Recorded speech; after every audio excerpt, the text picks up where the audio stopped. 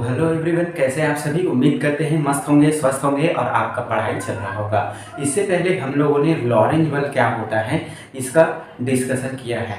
आज हम लोगों के पास टॉपिक है लॉरेंज बल द्वारा किया गया कार्य। ठीक है, क्लास 12 फिजिक्स में। तो चलिए इस सेशन को स्टार्ट करते हैं। अगर सेशन में आ चुके हैं तो सेशन को लाइक करके चैनल को सब्सक्राइब कर दीजिए और अपने दोस्तों के साथ शेयर कर दीजिए। ठीक है, तो चलिए क्या होता है लॉरेंज बल ये जानते हैं। मान के चलिए आपके पास एक आवेशित कण है और वो आवेशित कण किसी चुंबकीय क्षेत्र में उपस्थित है। तो वो चुंबकीय क्षेत्र में उपस्थित होने की वजह से उस पर बल कार्य करता है और जब वो बल लगता है तो वो एक समान वृत्तीय गति करता है। तो जो चुंबकीय क्षेत्र में लंबवत बल लगते हैं उसी की वजह से वो एक समान क्या करते हैं, आपके पास वृत्तीय गति करता है, जिसके कारण उस पर अभिकेंद्रीय बल लगता है। तो इसी की गणना हमें करना है लॉरेंज बल द्वारा किया गया कार्य। ठीक है, तो चलिए डायग्राम बना लेते हैं।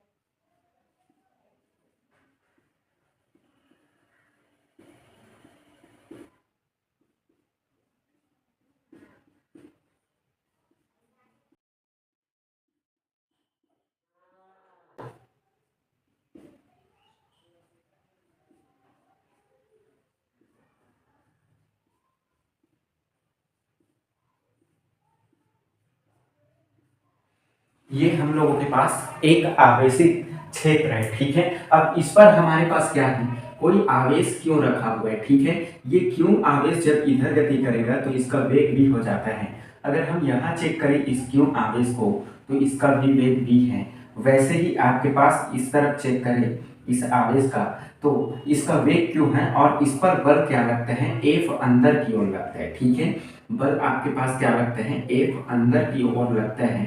तो इसकी वजह से ये जो आवेशित कण होता है वो आवेशित कण हम लोगों के पास क्या करने लगता है, आपके पास वृत्तीय गति करने लगता है। ठीक है, तो m द्रव्यमान का कण होता है जिस पर बल लगने से आपके पास के अभिकेंद्रीय बल लगने से वो वृत्तीय गति करता है। तो हमें इस पर लॉरेंज बल की गणना करना है। ठीक है, ये डायग्राम आपको उम्मीद करता हूँ समझ में आ गया होगा। अब लॉरेंज बल की गणना करना है तो हम लोगों के पास यदि कण का द्रव्यमान m हो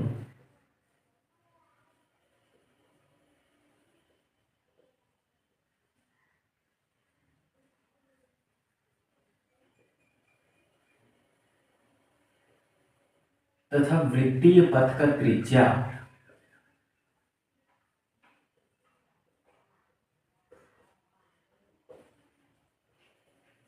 आपके पास स्मॉल r हो तो हम लोगों के पास इसे वृत्तीय गति करने के लिए लॉरेंज बल बराबर होगा अभिकेंद्रीय बल के। ठीक है, तो चलिए लिखते हैं लॉरेंज बल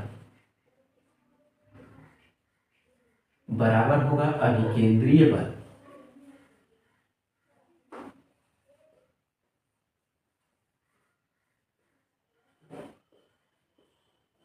अब जब लॉरेंज बल अभिकेंद्रीय बल के बराबर होगा तो लॉरेंज बल Q V B is equal to हम लोगों को देखने को मिलता है M V square divided by R आपके पास है ना।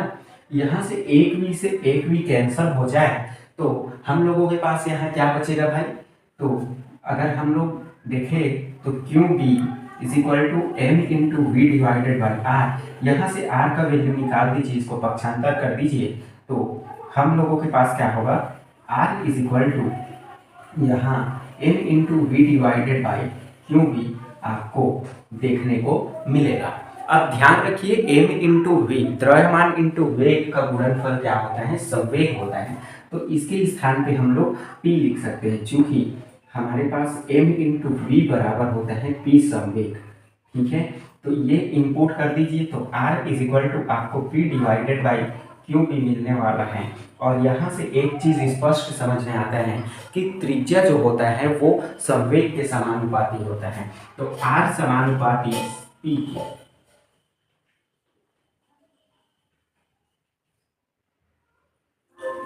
हम लोगों के पास R समानुपाती संवेग के मतलब त्रिज्या समानुपाती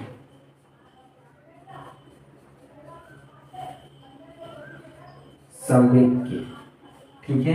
तो ये हम लोगों के पास वृत्तीय मार्ग की जो त्रिज्या है वो निकल के आ गई। चलिए ये आप नोट करिए, इसका आगे आवृत्ति आवर्तकाल भी डिस्कशन करते हैं। यहाँ से हम लोग क्या करते हैं, हम लोगों के पास ये वाला जो है इसको थोड़ा सा मैं मिटा दूँ, ठीक है।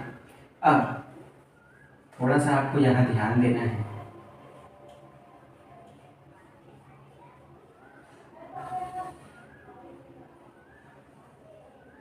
आवेशित कण का कोणीय वेग निकालना है, ठीक है। आवेशित कण का कोणीय वेग ओमेगा बराबर होता है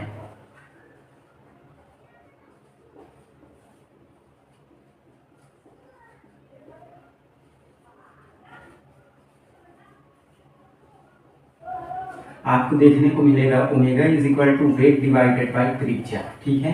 तो वेग का वैल्यू और त्रिज्या, तो हम लोगों के पास ओमेगा इज इक्वल टू ये होता है आपके पास Q B divided by M द्रव्यमान, ठीक है।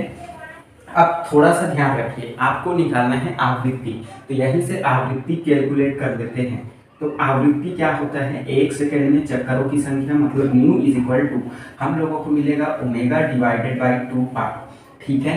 अब चूंकि ओमेगा का ओमेगा ही रहेगा कोणीय आवृत्ति, तो हम इसमें क्या कर सकते हैं, द्रव्यमान का मल्टीप्लाई कर दे, तो हम लोगों को क्या मिलेगा भाई, यहाँ से आपके पास omega divided by 2 pi M, ठीक है। ये निकल के आ गया आवृत्ति। आवर्तकाल निकालना चाहे तो इसी में आप आवर्तकाल निकाल सकते हैं।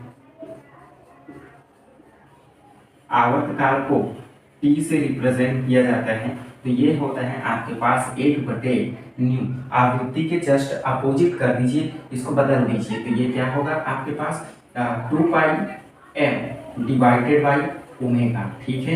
ये निकल के आ गया आवर्तकाल, ठीक है। तो ये आवृत्ति आवर्तकाल और उसकी त्रिज्या, यही जो होता है हम लोगों के पास क्या होता है, लॉरेंट बल द्वारा किया गया कार्य होता है, ठीक है। चलिए नोट डाउन करिए, फिर आगे डिस्कस। चलिए उसके बाद हम लोगों के पास टॉपिक है चुंबकीय क्षेत्र में धारावाही चालक पर बल, ठीक है। चुंबकीय क्षेत्र में धारावाही चालक पर बल लगने का मतलब क्या है भाई, हमारे पास होता क्या है, एक समान चुंबकीय क्षेत्र होता है, ठीक है।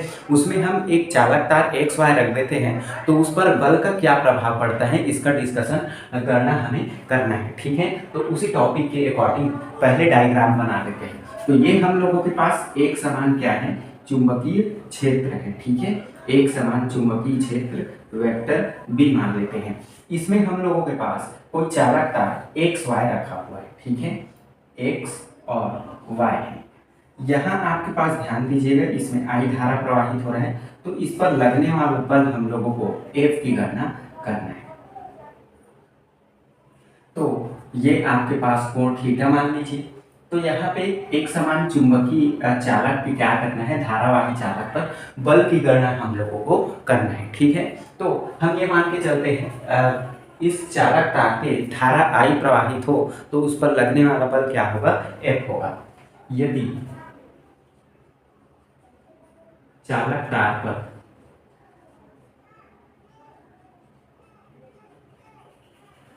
धारा आई प्रवाहित होने से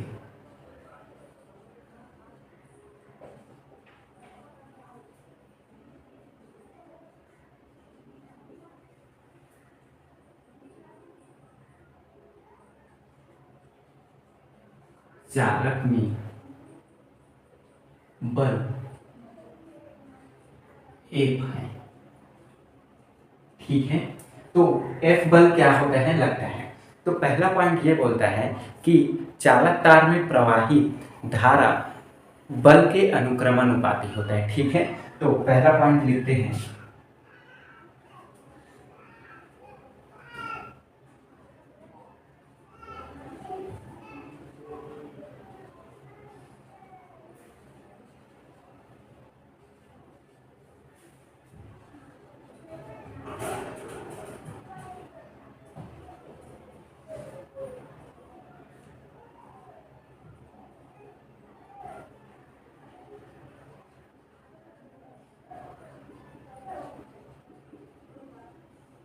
ठीक है।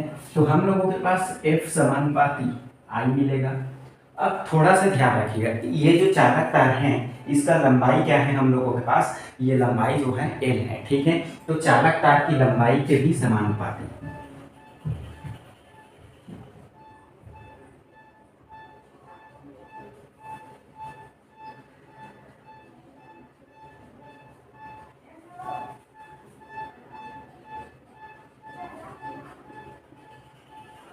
तो F समानुपाती हम लोगों को मिलेगा L।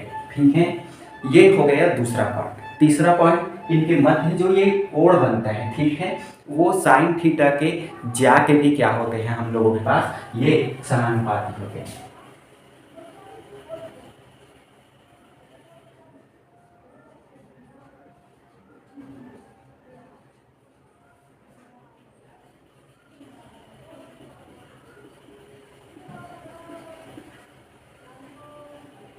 तो F जो है अनुक्रमानुपाती मिलेगा साइन थीटा।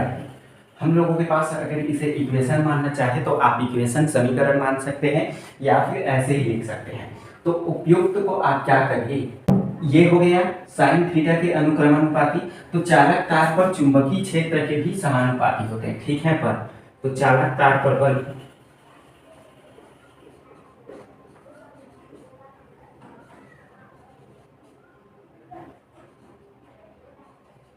चुंबकीय क्षेत्र के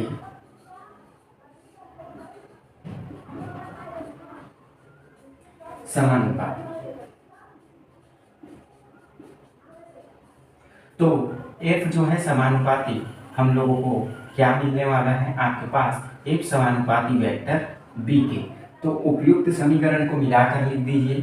तो उपयुक्त समीकरण से